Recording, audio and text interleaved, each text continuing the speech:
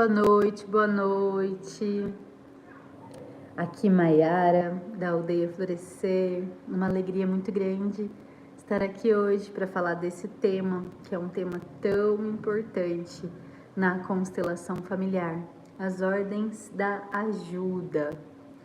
Ajudar é uma arte que envolve técnica, sensibilidade e limites. Limites, sim, para que a gente não se envolva nos problemas das pessoas.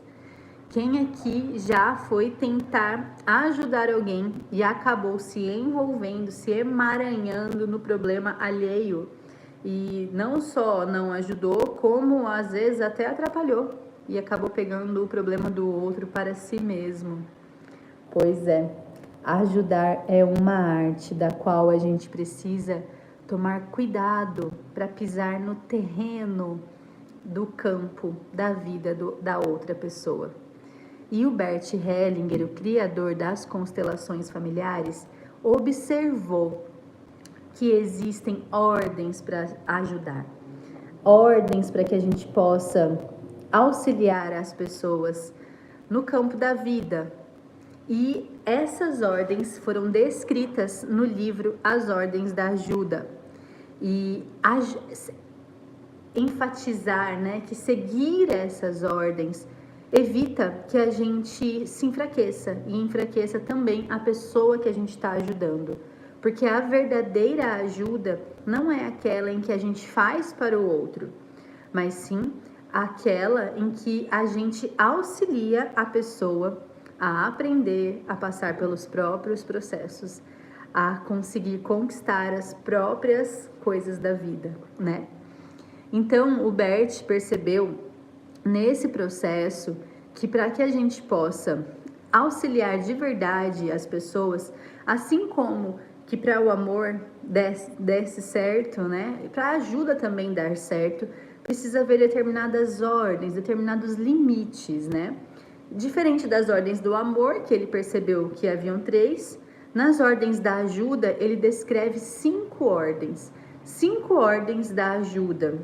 A primeira vez que eu ouvi esse tema, para mim foi bem interessante, foi na minha formação em constelação familiar, e eu sou psicóloga, e na psicologia a gente vem com esse conceito, de querer ajudar o outro. E a primeira coisa que a professora trouxe, nessa formação sobre as ordens da ajuda, foi trazer a pergunta: mas a pessoa te pediu ajuda? Te pediu ajuda para você ir lá ajudar? Essa é uma primeira questão. Às vezes a gente está querendo ajudar a mãe, querendo ajudar a colega do trabalho, o marido, a pessoa, mas te pediram ajuda? Às vezes nem pediram ajuda, às vezes a pessoa só quer reclamar e você já fica pensando em 1000 estratégias, Então, essa é uma coisa muito importante para trazer para você. Pediu ajuda? Já pode trazer essa pergunta. Mas vamos então para as ordens da ajuda. São 5, tá? A primeira ordem da ajuda descrita no livro do Bert, As Ordens da Ajuda, é dar apenas o que se tem e receber apenas o que se precisa. Tô aqui com a minha colinha aqui do lado, vou lendo pra gente ir acompanhando junto, porque eu fiz um resumão desse livro que é muito especial e eu indico muito para vocês. A gente tem um PDF desse livro e eu vou deixar aqui para vocês em seguida junto com essa aula. Então, recapitulando, primeira ordem da ajuda: dar apenas o que se tem e receber apenas o que se precisa. Qual é a essência disso? É não oferecer o que não se possui e não tomar o que não é necessário. Não oferecer o que não possui e não tomar o que não é necessário. Então, isso é bem importante, Qual é a desordem que isso causa? Querer salvar o outro assumindo o que é dele ou esperar algo de quem não pode dar. Querer salvar o outro assumindo o que é dele ou esperar de quem não pode dar. Isso é muito comum da gente ver, principalmente nas relações de casais. Eu atendo bastante casal e muitas vezes chega demandas, de casamento, de relacionamento, em que, por exemplo, a pessoa está esperando que o marido seja compreensivo ou extremamente carinhoso e delicado, mas a pessoa não tem isso, ela nunca aprendeu a ter isso. Ela não faz por maldade, ela só não tem aquilo para oferecer, ela não tem repertório para aquilo, ela não tem aquilo para oferecer. Então, quando a gente fica esperando aquilo que o outro não pode dar, isso já é uma desordem. Entender que o outro só vai dar, não ficar esperando que ele vai dar algo que ele não tem, né? Já é algo bem importante. Querer salvar o outro assumindo que é dele. Quantas vezes a gente faz isso, né? E vai querendo tampar o buraco das pessoas. E aí, qual é uma chave muito boa para essa ordem da ajuda? A humildade de reconhecer os nossos próprios limites. Puxa vida, eu queria tanto ajudar a minha mãe com a vida financeira dela, queria pagar todas as contas da minha mãe, mas eu não posso, porque se eu pagar as contas da minha mãe, eu mesmo me endivido. Então, esse é o meu limite, eu não posso ir além dele. Isso é uma ordem da ajuda, é a gente saber respeitar o nosso limite. Puxa vida, eu queria muito ajudar aquela amiga, mas se eu for, eu vou me atrasar completamente no trabalho e eu não vou conseguir entregar as coisas que eu preciso entregar para mim. Então eu não vou. Esse é o meu limite. Eu não posso dar aquilo que eu não tenho. Eu não tenho tempo para fazer isso, eu não tenho aquele dinheiro. Eu não tenho aquele carinho para oferecer, eu não posso dar aquilo que eu não tenho. Certo, gente? Primeira ordem: dar apenas o que se tem e receber apenas o que se precisa. Tem gente que para ajudar faz empréstimo, vai acordar de madrugada, vai deixar os filhos na casa dos outros e fazer um monte de coisa para dar um jeito de ajudar alguém. E aí acaba trazendo essa desordem muito grande. Então, um exemplo importante sobre isso: um terapeuta não pode substituir o papel dos pais, por exemplo. Ai, coitado dessa cliente, nossa, faltou tanto. Olha quem veio aqui, a Gaia. Faltou tanto para ele não teve carinho, não teve atenção, não teve... Nossa, ficou faltando muito para essa pessoa. Então, eu como terapeuta vou dar tudo. E eu me envolvo e fico ligando para a pessoa para saber como ela tá, mando mensagem, fico pensando na pessoa, eu quero oferecer aquele suporte, aquela segurança que os pais do meu cliente não ofereceram. E aí eu acabo me envolvendo, me emaranhando com esse problema, certo? Então essa é uma ordem da ajuda. A gente vai dar aquilo que a gente tem, certo? E a gente também vai tomar somente aquilo que eu preciso. Porque senão também fica nessa dependência do outro. Quantos e quantos casos a gente sabe de pessoas que são ajudadas e aí a partir dessa ajuda ficam presas nisso. E aí por conta de ter recebido uma ajuda, ficam e não fazem seu próprio caminho, não seguem seu próprio destino, não é verdade? Então essa é a primeira ordem da ajuda. Vamos para a segunda? Eu vou mandar esse resumão depois para vocês, tá? Com todos os tópicos certinhos. Mas a segunda ordem da ajuda: respeitar as circunstâncias. Olha que lindo que é isso. Que chave importante que o Bert percebeu na vida. Qual é a essência dessa ordem? A ajuda deve considerar limites internos e externos, como destino, doenças ou traumas familiares. Respeitar as circunstâncias. Às vezes a gente quer ajudar alguém que tá doente, que tá num leito de morte, ou que tá num processo muito grande, que tá num divórcio, que tá numa falência.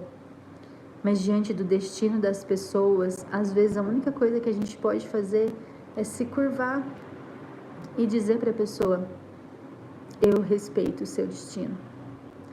Eu vejo a sua força e eu sei que você é capaz, mas esse é o seu destino. Essas são as suas circunstâncias. E isso tem força. E isso pode, de fato, ajudar alguém. E isso me emociona, porque é realmente aonde a gente pode ajudar. Porque quando a gente para e olha essas coisas da vida, né? A vida anda tão maluca para tanta gente.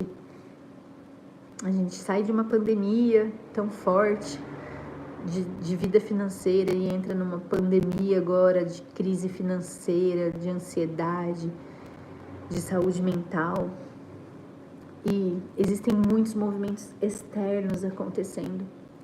Então, respeitar as circunstâncias do momento que a gente está vivendo, das pessoas, isso também é uma ajuda, sabe? Isso já pode ajudar bastante. Você, diante de alguém, respeitar a circunstância desse momento dela, diante de um luto. Não ficar falando para a pessoa, não, levanta daí, vamos, olha que dia lindo que tá lá fora. Vamos fazer alguma coisa para isso, vamos sair dessa. Não, mas olhar para ela e dizer, nossa, que difícil. Mas eu honro o seu destino e eu sei que você vai dar conta no seu tempo. Às vezes não é fácil, mas sustentar esse desconforto, isso sim, realmente pode ajudar e trazer força. Ficar fazendo com que a pessoa acredite que isso vai acabar logo. Ai, vai ficar tudo bem, vai ficar tudo lindo. Não, olha só que dia lindo que tá lá fora. Não, pra ela não tá. Então, respeitar as circunstâncias dela é uma ordem da ajuda. Qual é a desordem que isso pode trazer? Quando a gente não respeita isso. Tentar mudar o que não pode ser mudado por não suportar a dor do outro. O Bert fala isso, sabe? Que muitas vezes a gente quer ajudar o outro, não por causa do outro, mas porque a dor dele me incomoda. Ah, essa pessoa sofrendo aí do meu lado. Então, vamos fazer alguma coisa? Vamos, para com isso, levanta daí. Tudo bem aqui essa pessoa aí sofrendo. Às vezes, nos processos terapêuticos, a gente pode observar isso. Quando começa alguém a ter uma catarse, a chorar, já vem outra pessoa com um lencinho. Toma. É como se não pudesse, né, expressar o choro. Quando uma criança tá passando por um processo de birra. Não, né? Tentar mudar o que não pode ser mudado por não suportar a dor do outro. Às vezes a gente precisa sustentar a dor da outra pessoa e simplesmente estar ali sem tentar fazer nada. Só estar ali. Isso é de muita ajuda. Faz sentido isso para vocês? Comenta aqui para mim se para você isso faz sentido. Se não é verdade. Se você em algum momento já passou por uma dor muito grande e teve alguém do seu lado que simplesmente estava ali e não ficou tentando te tirar daquilo, mas ficou ali e respeitou as circunstâncias. Qual que é a chave dessa prática? Apoiar apenas na medida em que a realidade permite. Por exemplo, não tirar a dor do luto de alguém, mas ajudá-lo a atravessá-lo. É isso. A Patrícia comentou aqui, né, que faz sentido. Ela sabe de alguns processos sobre esse, né? Não tirar a dor do luto de alguém, mas ajudá-lo a atravessá-la. Não dá, gente, para tirar o luto de uma pessoa que passou por uma dor muito profunda. A gente não tem esse poder. Essa não é ajuda. Se aquela pessoa passou por aquilo, ela precisa viver aquilo até a última gota. Esgotar as lágrimas. Não dá. Então, respeitar as circunstâncias é a segunda ordem da ajuda. E isso sim pode, de fato, ajudar um cliente, um amigo, um familiar nosso. O Bert foi sábio nessa, né? Vamos para a terceira? São 5, hein? Terceira ordem da ajuda. relação de adulto para adulto. Interessante. Relação de adulto para adulto. Vamos ver o que é isso. Essência. O ajudante não deve ocupar o lugar de pai ou mãe do cliente. O ajudante não deve ocupar o lugar de pai ou mãe do cliente. Então, num processo terapêutico, num processo de relacionamento, num processo de empresas, o ajudante, num processo de caridade, o ajudante não deve... Peraí, só um minutinho, minha gente.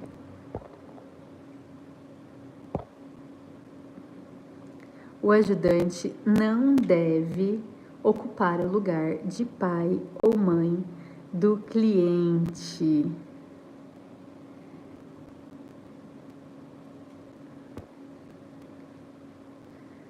É isso.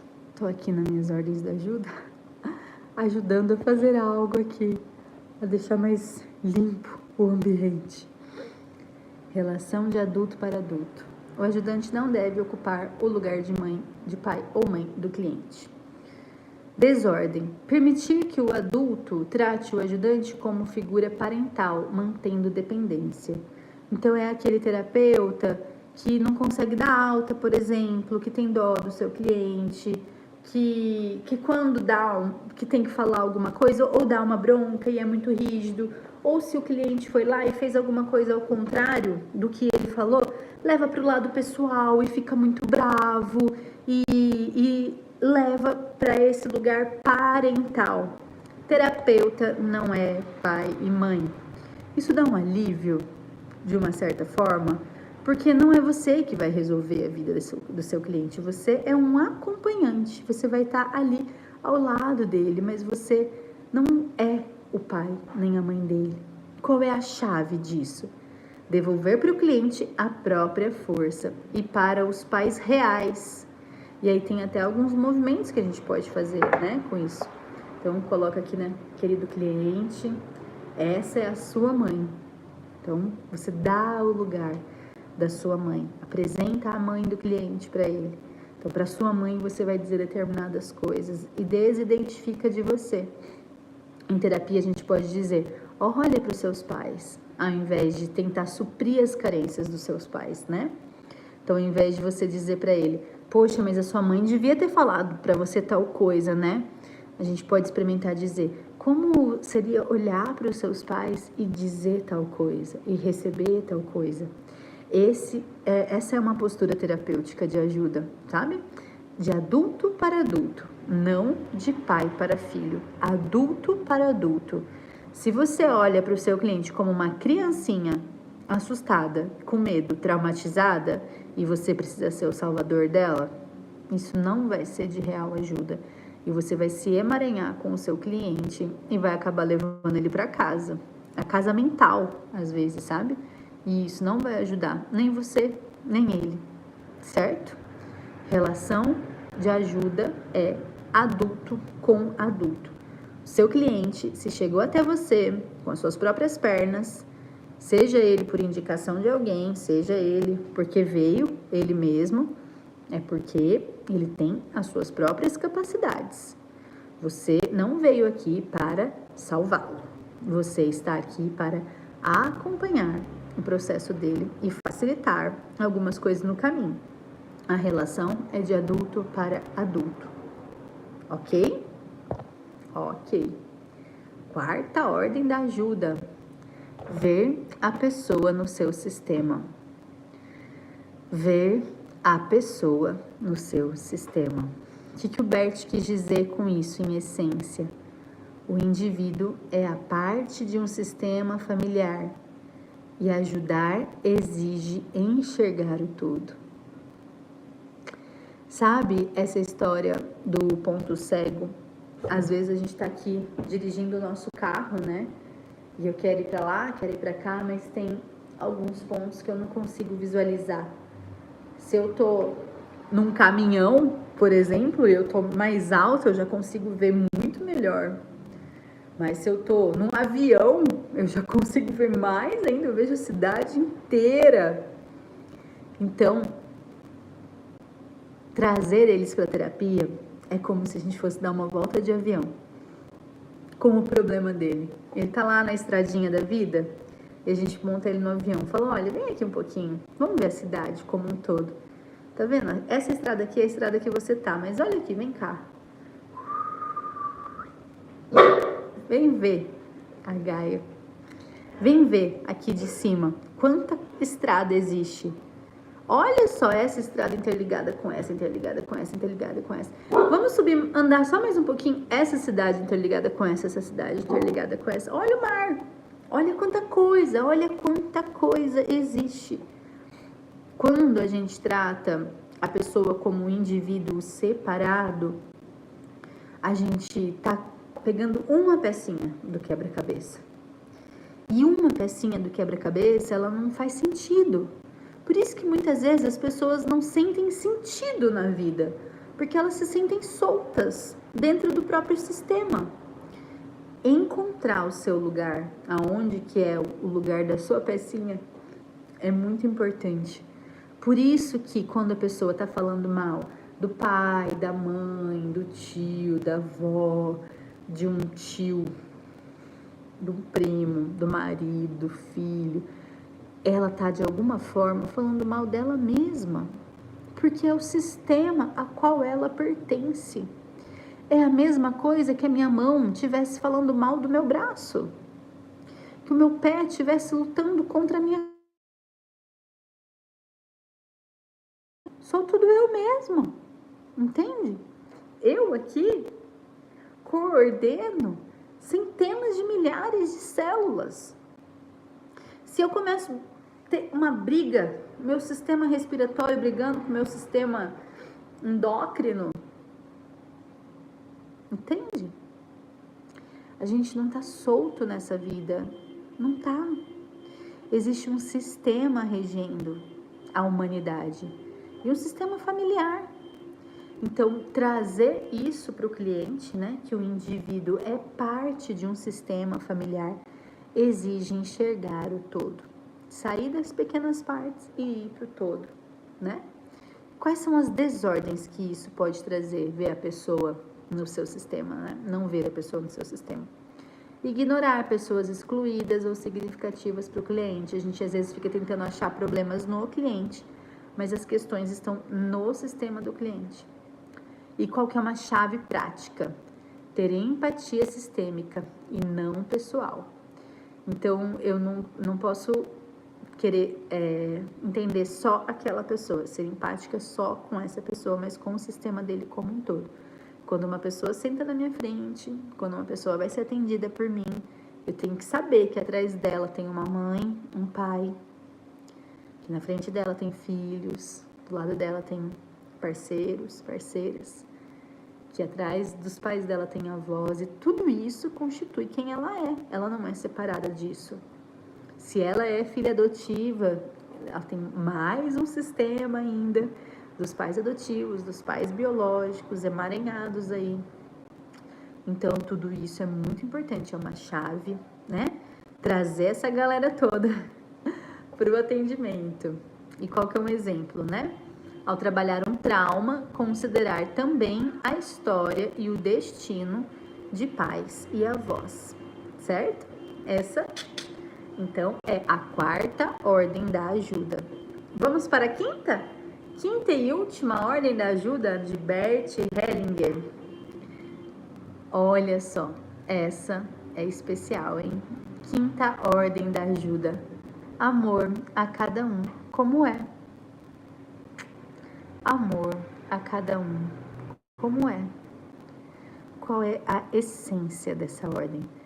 A reconciliação só acontece sem julgamentos, dando lugar no coração a todos no sistema.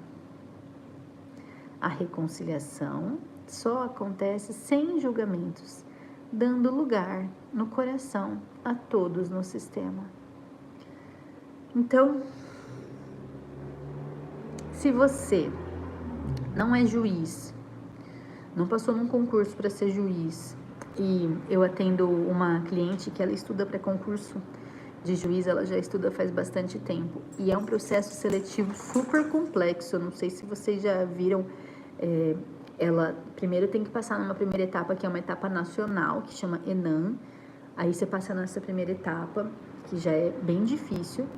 Aí depois você vai para as provas de juiz, né? E aí você vai, tipo, eu quero ser juiz do estado de São Paulo. Aí você presta para o estado de São Paulo, você presta. Se você não passar nesse ENAM, você já não presta para lugar nenhum. Mas passou no ENAM, que é tipo a OB, assim, E aí, se você não passou nessa primeira etapa, né, você já nem pode prestar. Mas se você passou nesse ENAM, aí você vai prestar os concursos de juízes nos locais que você quer. Aí tem a primeira etapa, que é a prova objetiva. Aí, se você passar na prova objetiva, que é bem difícil, tipo, o número de corte deles é altíssimo. Aí você vai para a prova escrita, que é dissertação de leis e tudo mais e tal. Aí essa é a segunda etapa. Aí se você passa nessa etapa, você vai para a prova oral. Aí depois que você passa na prova oral, você passa por uma investigação social. Aí eles vão levantar toda a sua vida. Você não pode ter ficha criminal, você não pode tá respondendo processo. Eles fazem um levantamento todo da sua vida. Passado todas essas etapas, aí sim você tá aprovada e pode ser juiz ou juíza. E aí sim vai ter um salário legal e tudo mais, e ter esse cargo de juiz. Por que é tão difícil assim passar num concurso de juiz? Porque ser juiz é um trabalho extremamente difícil e complicado. Então, se você não é juiz, se você não ganha 30 mil, 40 mil para ser juiz, não sente na cadeira do juiz da sua família e fique julgando todo mundo. Porque isso é caro, custa caro. Ser juiz é difícil, precisa de muito estudo, precisa de não ter antecedentes nenhum, precisa de integridade, precisa de dedicação, disciplina. Você tem tudo isso para oferecer? Tem? Se você não tem esse compromisso profissional dificílimo que é ser juiz, não seja. Simples assim. Se você não é juiz, não seja juiz. Não precisa ser juiz. Ter essa profissão na vida tão difícil. Então, saia da cadeira do juiz, da juíza, da sua mãe, condenando o que ela fez, o que ela deixou de fazer, a pena que ela deveria levar, que ela não deveria. Saia da juíza, do juiz, do seu pai. Se ele bebeu, deu trabalho. Para mim, eu ouvi uma história uma vez, eu queria até poder contar de onde eu ouvi para honrar a fonte, mas essa história quem me contou foi meu marido, e ele disse que ouviu num curso, então eu não sei de onde vem essa história, então não posso honrar a fonte, mas foi uma história que me marcou muito e eu vou recontar aqui para vocês. Mas disse que tinha um cara e ele queria se tornar sábio, e ele meditava todos os dias, e ele queria se tornar um grande sábio, e ele pedia para Jesus: Jesus, eu quero ser como você, eu quero ser como você. Todos os dias ele pedia para Jesus: eu quero ser como você, eu quero ser muito sábio, e eu quero ser como você. E aí um dia Jesus realmente apareceu para ele e falou: você quer ser como eu? Sim, Jesus, é tudo que eu mais quero, é ser como você. Então tá bom, eu vou te dar uma oportunidade de ser como eu. Então você vai ter que fazer uma coisa. Eu vou te colocar ali na cruz e você vai ter que ficar ali na cruz por um dia inteiro. Mas só isso, Jesus? É só isso. Mas tem uma questão. Você não pode interferir em absolutamente nada que acontecer. Você tem que ficar na cruz e você não pode interferir em nada que acontecer. Só isso? Sim, só isso. Ah, nossa. Então tá super fácil. Então tá bom. Topa? Topo. Então tá. Aí lá foi o cara para a cruz ficar no lugar de Jesus.